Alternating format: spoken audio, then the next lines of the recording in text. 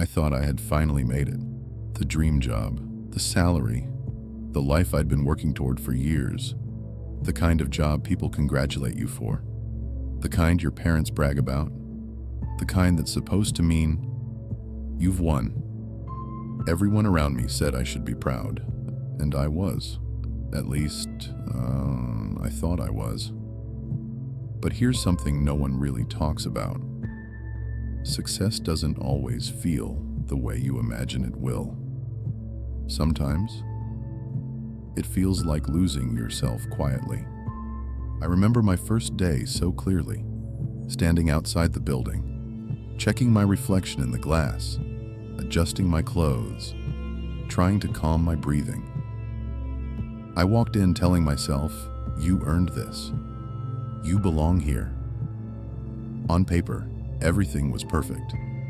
The title sounded impressive. The benefits were generous. People listened when I spoke. For the first few months, it actually felt good. The challenges energized me. The recognition validating. Every small win reinforced the idea that this was exactly where I was supposed to be.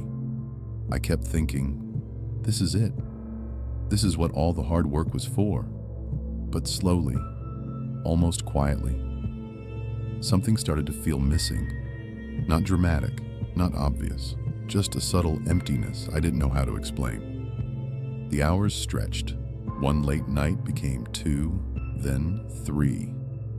Then suddenly, that was just normal. Emails came in at midnight, messages on weekends, meetings scheduled like personal time didn't exist. And without realizing it, my life outside work began to shrink. I stopped seeing friends as often. I postponed trips. I told myself I'd rest later. Friends were moving forward, engagements, babies, vacations. They had stories to tell. And mine all sounded the same. Deadlines, pressure, another long week. I noticed the signs in quiet moments. That heavy feeling when the alarm went off.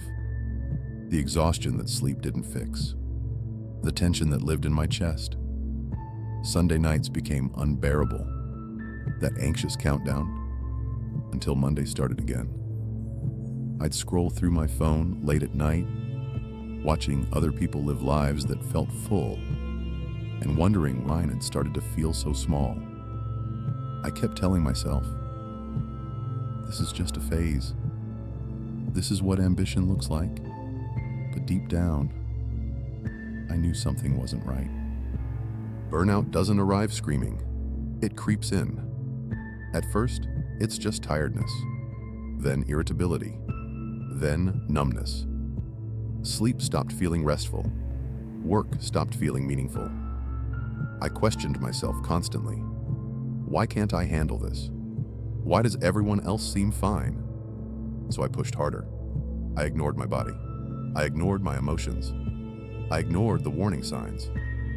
Until one day, I was sitting at my desk, staring at my screen, and I felt absolutely nothing. No motivation, no pride, no excitement, just emptiness. That's when the realization hit me. I wasn't chasing my dream. I was chasing approval, expectation, a version of success that was never mine. I had built a life that looked impressive, but felt hollow inside. And the hardest part? I had sacrificed so much to get there. Years, relationships, moments I can't get back, all for a title. That came with a cost I never agreed to. It's a strange kind of grief. Mourning the life you thought you wanted. No one prepares you for the idea that doing everything right can still lead you somewhere wrong. Success isn't universal. What fulfills one person can quietly drain another. And that doesn't mean you failed. Sometimes it just means you finally listened to yourself. The plan I trusted so much ended up teaching me who I wasn't.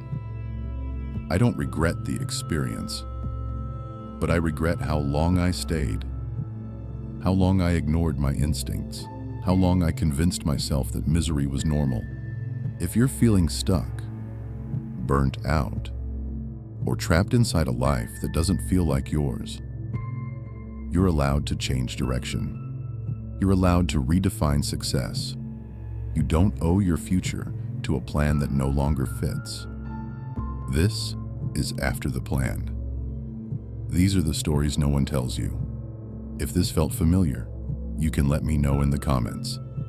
Even one word is enough. And if you want more stories like this, you can subscribe.